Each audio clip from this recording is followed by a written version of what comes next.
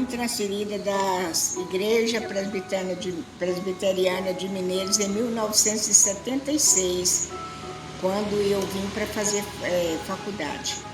E depois, quando eu cheguei aqui, estava na época da transição entre o reverendo Aldo e o reverendo Carlito. Graças a Deus, essa igreja tem sido uma bênção para mim. Quando eu cheguei, encontrei dificuldade porque eu não podia participar da SAF, porque eu trabalhava durante a semana toda. Mas aí eu falei com a dona Maura e ela, mais a dona Madalena, fizeram uma plenária e resolveram por bem criar um departamento para funcionar no domingo para que eu pudesse participar. Eu sou muito grata a essas pessoas. E então, desde essa época que eu sou sócio assíduo na SAF, participo da oficina Dorcas, que eu gosto muito. E 2 anos após eu ter chegado aqui, eu fui professora de escola dominical das crianças, dos adolescentes, na época em que a dona Lélia foi a superintendente da escola dominical. E eu gosto muito do trabalho da nossa igreja, de todos os oficiais. Tenho passado pelos vários pastores, graças a Deus, todos têm sido uma bênção na minha vida. Reverendo Jonas, reverendo Joey, reverendo Jocide, reverendo Jairo, os pastores auxiliares, que foram vários, e todos eu sou muito grata a cada um deles. E eu continuo no trabalho do Projeto Ana, uma reunião de oração pelos filhos, que ela é realizada todos os domingos, das 8h30 até as 9h, antes da escola dominical, e tem sido uma bênção para os nossos filhos, e para toda a família e para toda a igreja.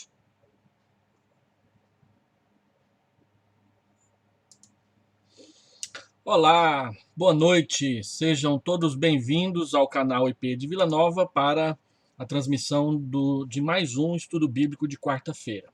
Hoje nós estamos encerrando o livro Graça que Transforma, do Dr. Jerry Bridges, e falaremos sobre vestimentas da graça.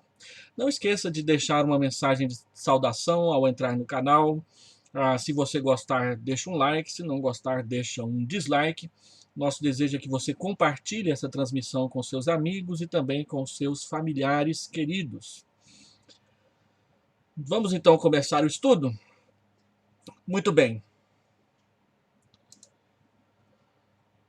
O texto de Colossenses, capítulo 3, versículo 12 até o versículo 14, ele diz assim: Revesti-vos, pois, como eleitos de Deus, santos e amados, de ternos afetos e misericórdia, de bondade, de humildade, de mansidão, de longanimidade, que é paciência.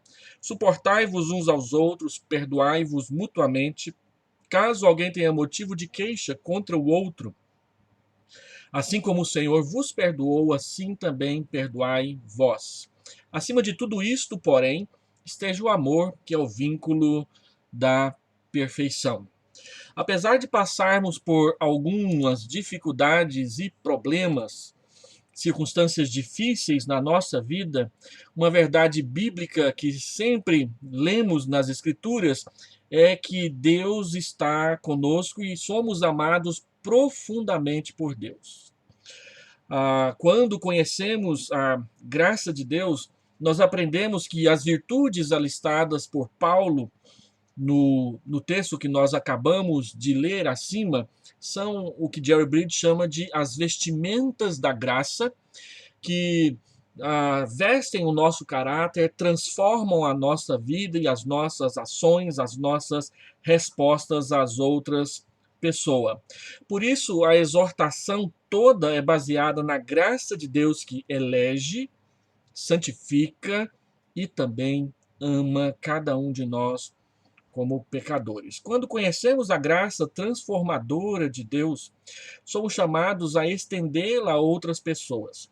A evidência de estarmos vivendo pela graça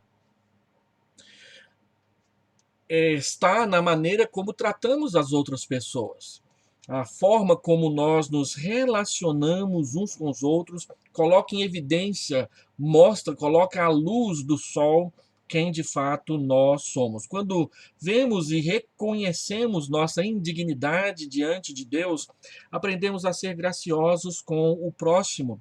A graça nos ensina a dizer não para as paixões mundanas e a viver piedosamente para Deus.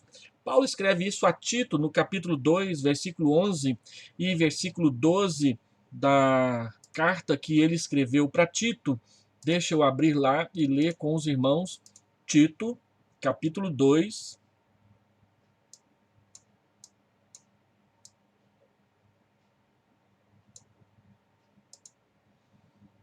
versículo 11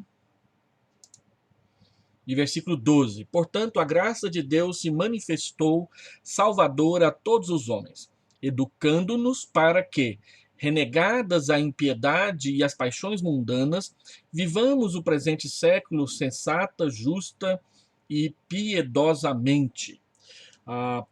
Quando somos alcançados pela graça, ela transforma os nossos hábitos, o nosso comportamento na presença de Deus e também na nossa relação com as outras pessoas.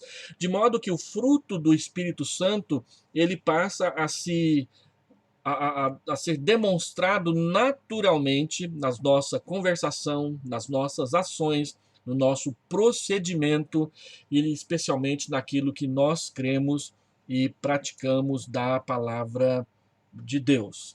E então, Jerry Bridges relaciona para nós 5 características relacionadas à graça com as quais nós devemos nos revestir.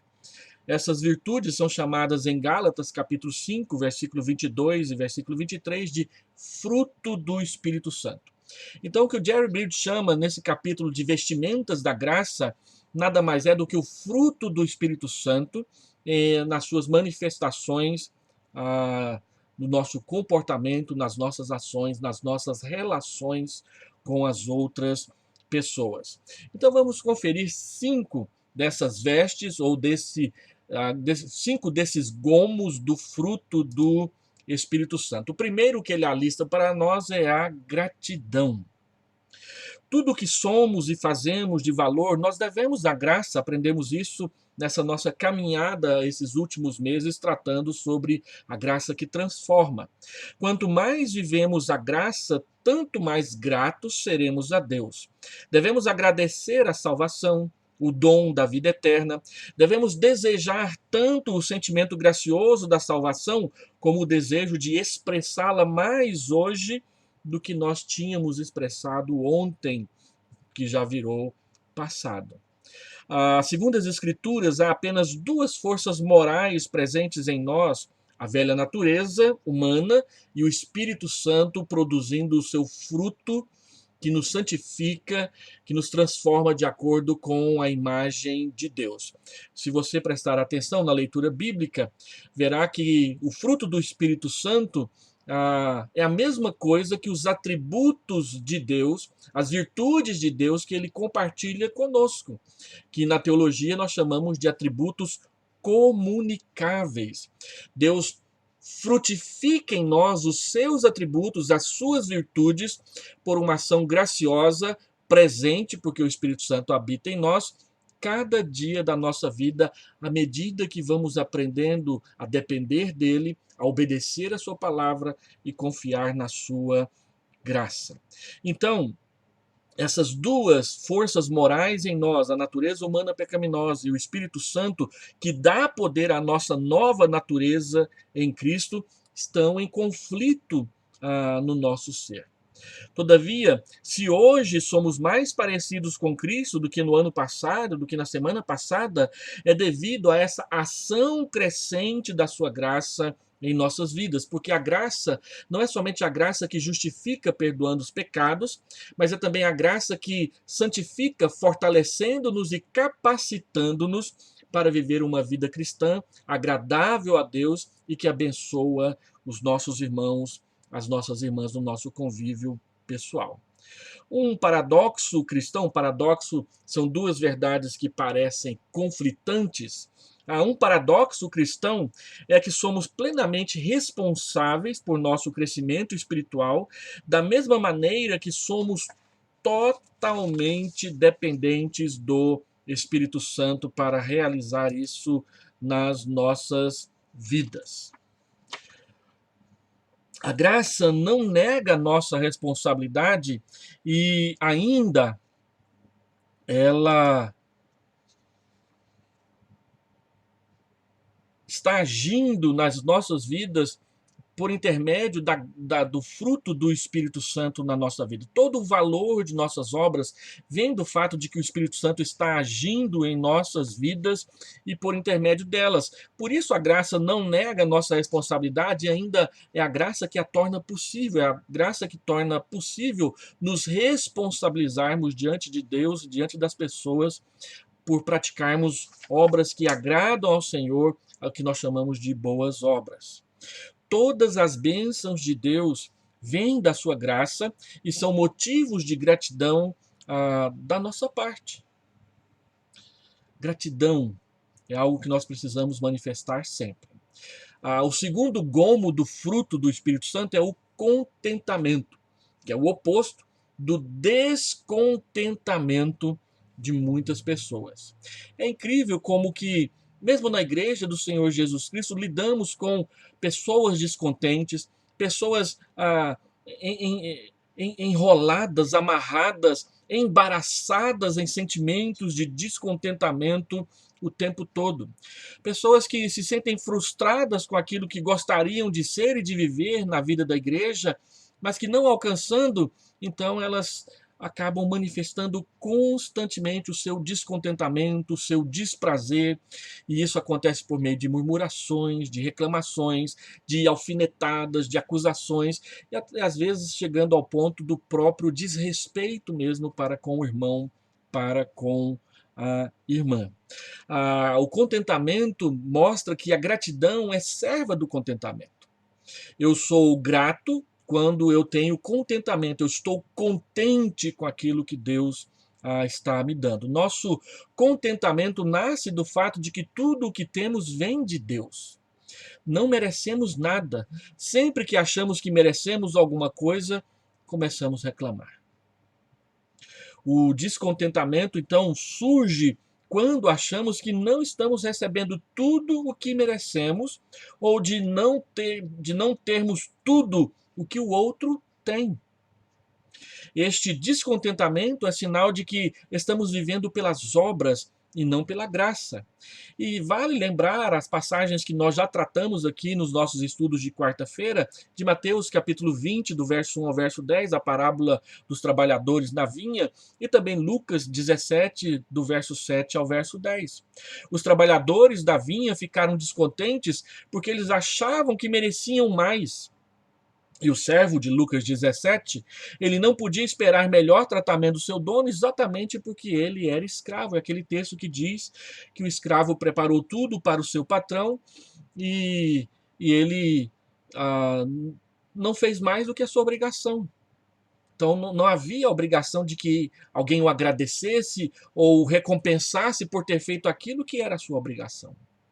É nossa obrigação tratar melhor uns aos outros, porque fomos tratados muito, muito melhor por Deus quando Ele perdoou os nossos pecados. Somos tratados muito, muito melhor por Deus quando Ele nos concede o fruto gracioso do seu Espírito Santo. Somos tratados muito, mas muito mais favoravelmente por Deus quando Ele nos oferece a oportunidade de servir na sua casa para participar das bênçãos de Deus na vida uns dos outros.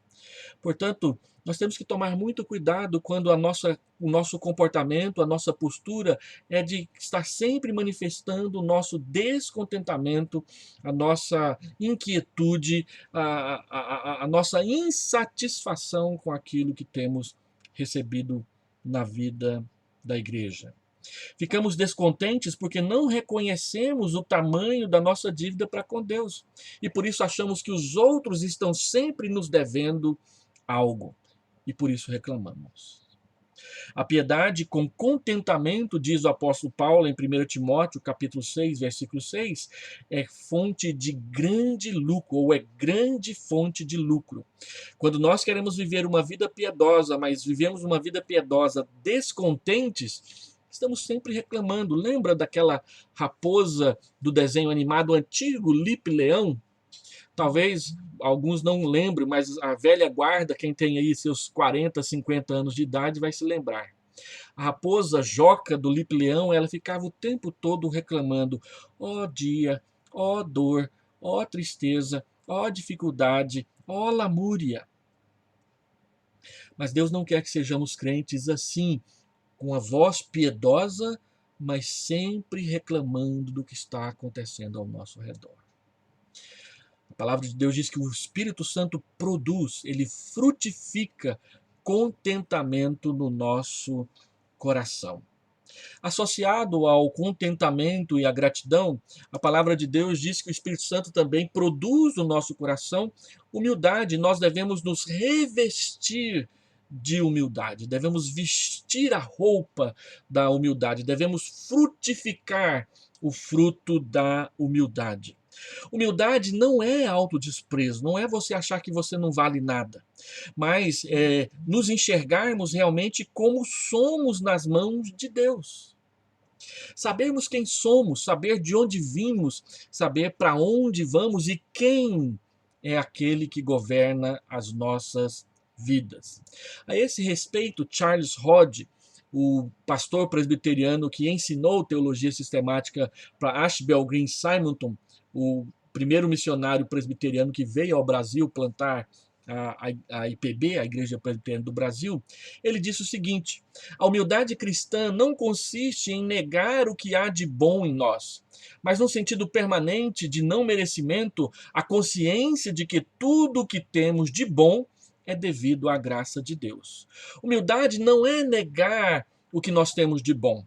Unidade é reconhecer que tudo o que nós temos de bom é devido, aconteceu por causa da graça de Deus agindo nas nossas vidas.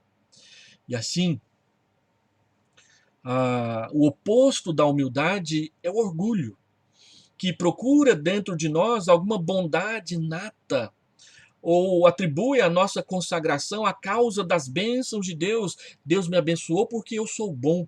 Deus me abençoou porque eu fiz isso para Ele. Deus me abençoou porque eu sou uma pessoa muito tratável, humilde e tranquila nas mãos dele. No entanto, não é bem assim. Nós frutificamos só porque estamos na videira. Do contrário, o Senhor Jesus Cristo diz em João capítulo 15, versículo 4 e versículo 5, sem mim nada podeis fazer. Nós só somos alguma coisa porque estamos no ramo, no tronco da videira. Se não estivéssemos, não seríamos nada, não poderíamos fazer nada. Permanecer em Cristo, então, é deixar de lado tudo, sabedoria, força e mérito, para tirar tudo de Cristo, que é o verdadeiro tesouro guardado em vasos de barro. Nós somos vasos de barro. O que realmente vale em nós são os tesouros da graça de Jesus Cristo que habita em nós por meio do seu Espírito Santo. Entenda bem, o orgulho em relação aos outros é a comparação que busca afirmar-se como superior, superior no caráter, superior na conduta, superior nas realizações. O orgulho espiritual é uma das piores formas de orgulho, pois faz do fruto do Espírito Santo expressões de pecado. Eu sou mais grato, eu sou mais justo, eu sou mais fiel do que você. Por isso, o orgulho espiritual é um problema tremendo na vida da igreja e na ação pastoral para edificar o corpo de Cristo. Jesus inverteu o sentido pagão de humildade ao lavar os pés dos discípulos em João 13, de 1 a 15, e declarar que os seus discípulos deveriam seguir o seu exemplo. o outro gomo do fruto do Espírito, a outra vestimenta, a outra roupa que nós devemos vestir no nosso caráter, não para esconder o velho, mas para transformar tudo em nós, renovar as nossas vidas, é a paciência, que Paulo chama aqui no texto de longanimidade.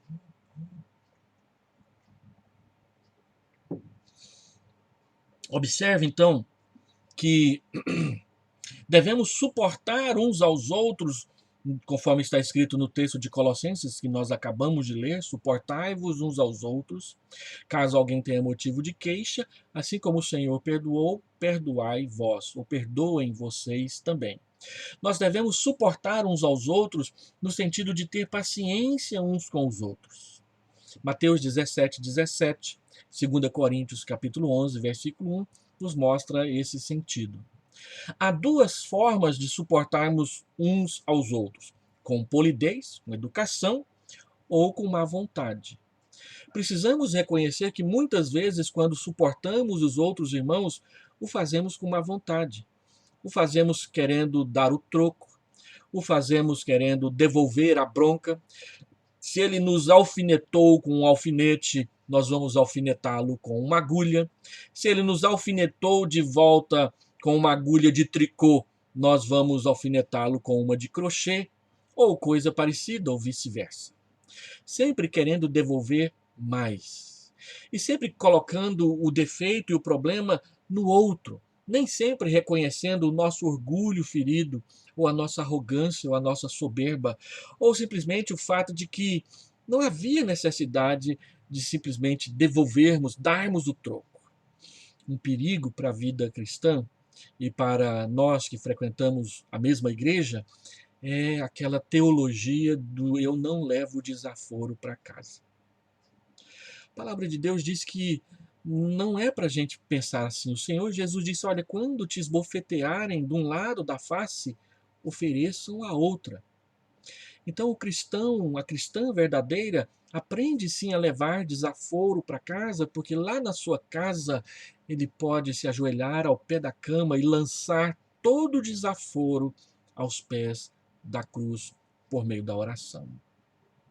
A palavra de Deus nos ensina que os motivos de queixas, ou melhor, voltando um pouquinho, a palavra de Deus nos ensina que a base da paciência cristã é o amor. 1 Pedro, capítulo 4, versículo 8, deixa eu ler esse texto com os irmãos aqui nas Escrituras. 1 Pedro, capítulo 4, versículo 8.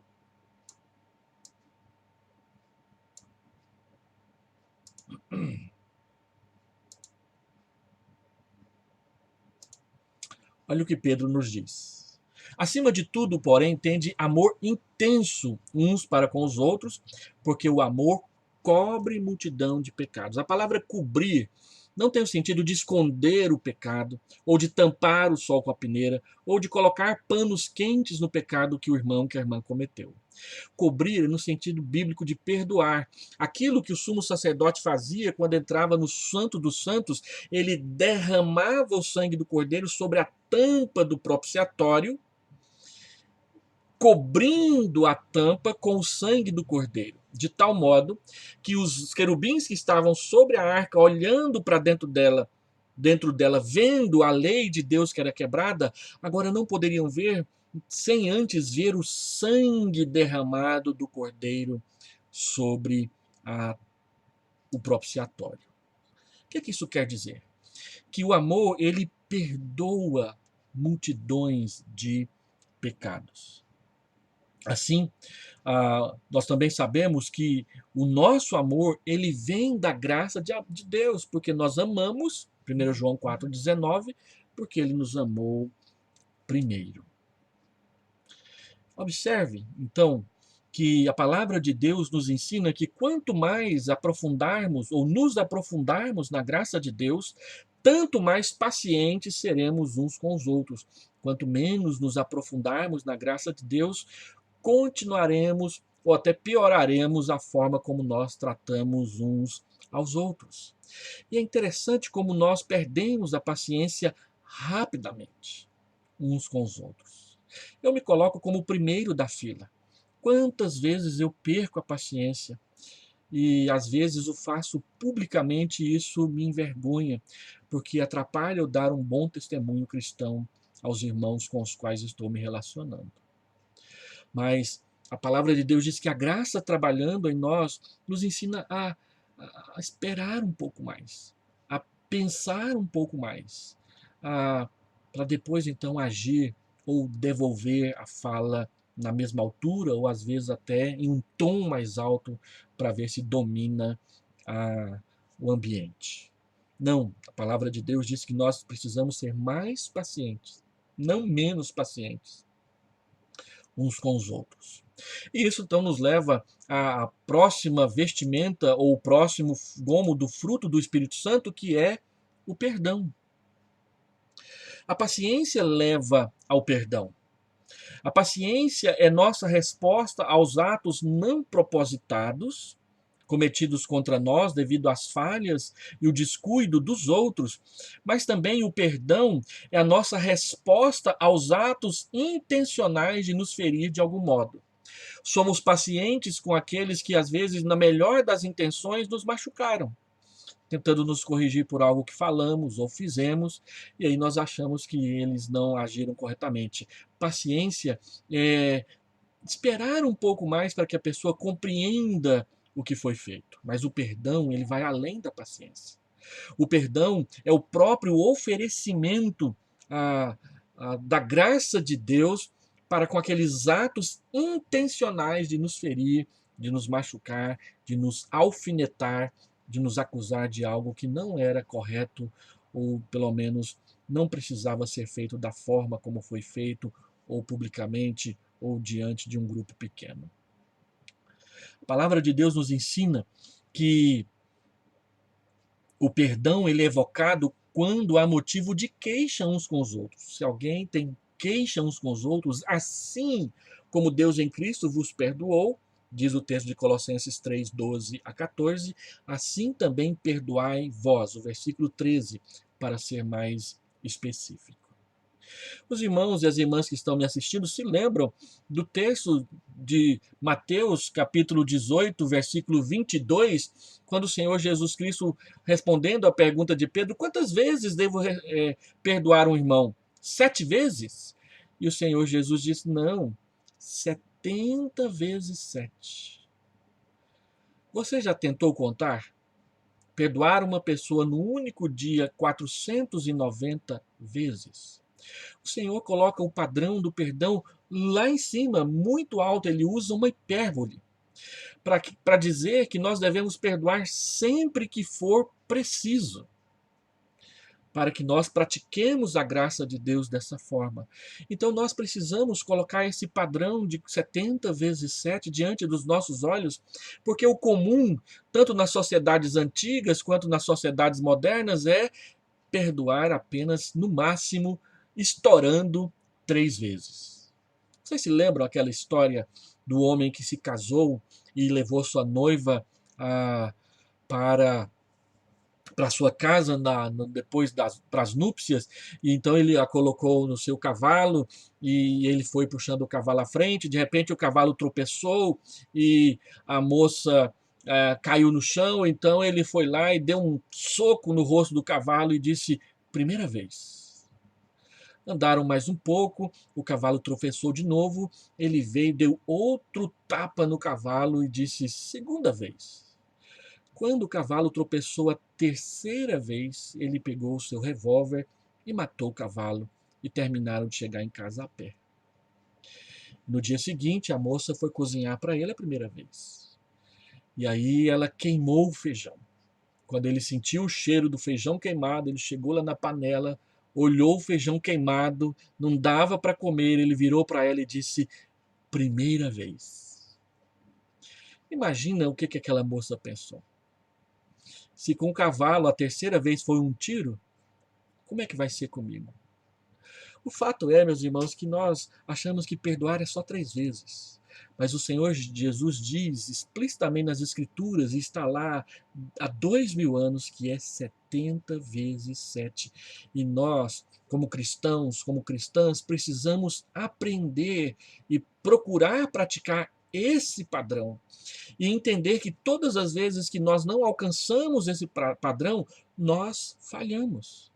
Por mais que nos justifiquemos, por mais que hajam circunstâncias ao redor que propiciaram perdermos a paciência.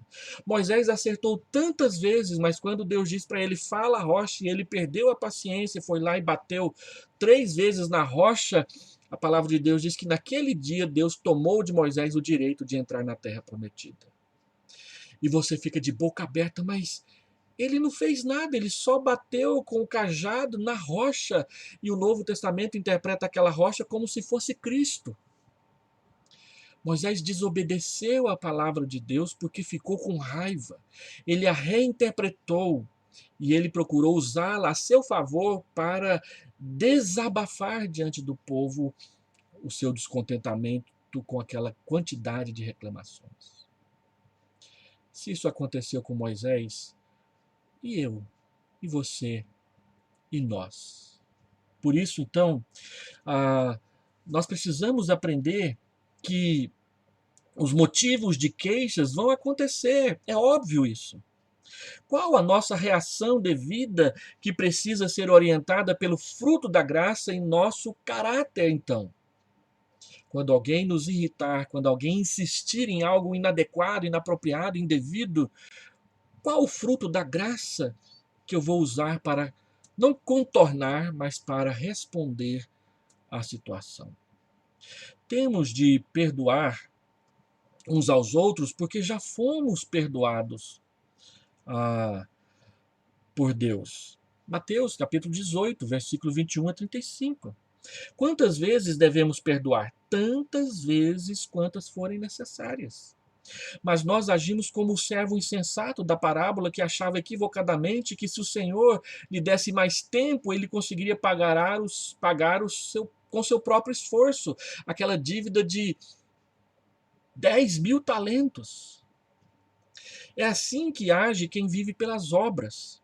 Queremos pagar a Deus uma dívida que jamais conseguiremos pagar. Por isso que a palavra de Deus diz é que nós devemos mudar o nosso comportamento e viver pela fé na dependência do Espírito Santo. Só a graça pode ir ao encontro de nossas necessidades e das necessidades dos outros através de nós. E por isso, Deus nos perdoou em Cristo livremente e cancelou a nossa dívida com Ele na cruz. Cientes disso, deveríamos perdoar os outros. Todavia, somos implacáveis em cobrar dívidas uns dos outros. Qualquer que seja a ofensa contra nós, ela é infinitamente menor do que a nossa dívida para com Deus. O homem cobrou um denário, que era o salário de um dia, mas ele devia 10.000 talentos para o rei. Qualquer que seja a ofensa contra nós, ela é infinitamente menor do que a nossa dívida de pecado para com o nosso Deus. A atitude de não perdoar é fruto do não entendimento do que a graça é.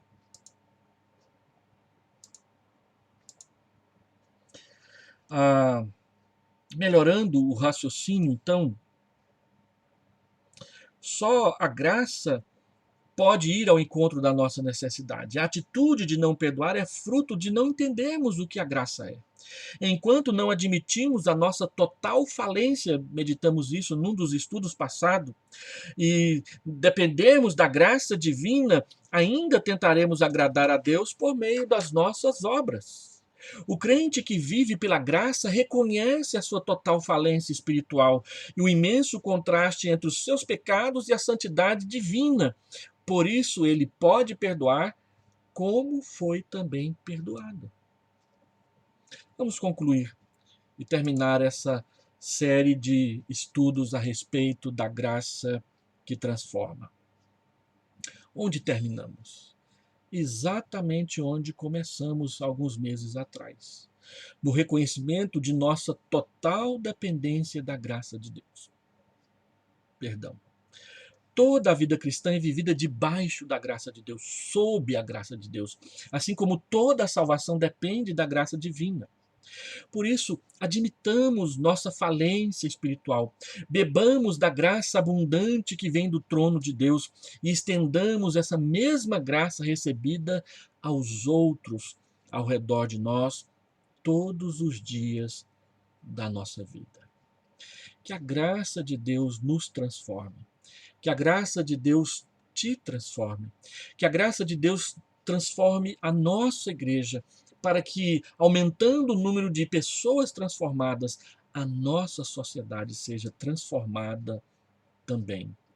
E pessoas conheçam Jesus, aquele que nos amou e nos amou até o fim. Vamos orar? Deus, eu quero pedir a tua bênção para cada pessoa, cada irmão que está aqui na nossa sala assistindo a este estudo bíblico. Eu quero pedir a tua bênção sobre a Cleisia, a Márcia Cândida, a Maria de Lourdes, a Neuza, a Ana Lúcia. Pedir que o Senhor venha cada dia cuidar delas com a tua graça maravilhosa. Também quero pedir em favor da Daniela Oliveira, do Saulo, da Isalete, da Brandina, da Leia, da Edneia, do Adracir, da Ulda, da Irene, do Silvio, da Ana Rodrigues, que o Senhor venha encher os seus dias, cada dia dessa graça, desse fruto que coloca à luz do sol tudo o que o Senhor tem feito de bom nas nossas almas, nos nossos corações. E que conhecer a graça não seja apenas um estudo bíblico de uma quarta-feira à noite, mas seja o nosso exercício diário para aprendermos a andar com Jesus. É em nome de Jesus que eu oro. Amém. Deus te abençoe, meu querido, minha querida. Se esse estudo tocou na sua vida, se ele foi bênção, se ele foi instrução da palavra de Deus para você, compartilhe com outras pessoas, com outros amigos seus. Espero que seja uma bênção. E até a próxima. Na próxima quarta-feira, nós começaremos uma série de estudos novos. Nós vamos trabalhar um livro do Dr. John Stott que chama O Incomparável Cristo. E nós vamos trabalhar várias percepções a respeito de Jesus que estão no Novo Testamento, nos Evangelhos, nas Epístolas, no Apocalipse, na história da igreja por meio da transformação que a graça de Jesus Cristo e o impacto da vida de Jesus Cristo teve na vida de várias pessoas da história do mundo e da igreja. E vamos aplicar isso para as nossas vidas.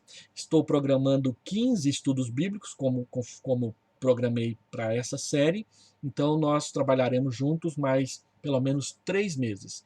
O Incomparável Cristo. Eu convido você para na próxima quarta-feira iniciarmos uma nova caminhada para conhecer melhor o nosso Salvador, este que trouxe a graça que transforma para as nossas vidas. Tenha uma boa noite, descanse em paz. Até mais, querido, até mais, querida.